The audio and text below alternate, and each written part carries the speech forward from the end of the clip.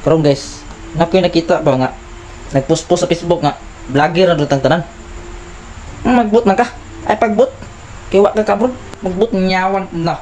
Kami wala may nagkuan nag-vlog lang mi diri kay basin no siltihon ba.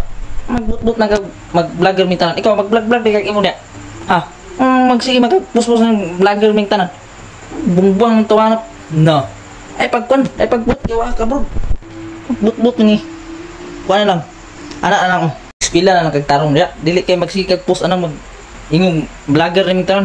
Pagbut kay kana mo lingaw-lingaw ra ba kay basin monetize.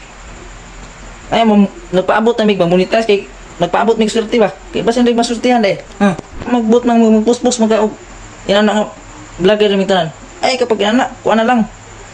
Kay eskwela kag tarong din tabang ka sa mong mama sa balay. Tanan suko sa balay. Sutoy, suko. Lihok sa balay dili magtinapulan. Ha? Ay pagkuan kay na basig makakuan ka. Magkuan nyawan no. Ay pagkuan kay makuan gani ka na basin makuan ka, ha? Kuan. Eskwela kag tarong, mag-college ka.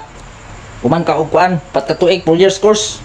4 years course kay mo ka-graduate ka, kuha kag mga requirements. Kuha kag requirements, daghang kag requirements ug unsa-unsa pa. Kuha kag ID.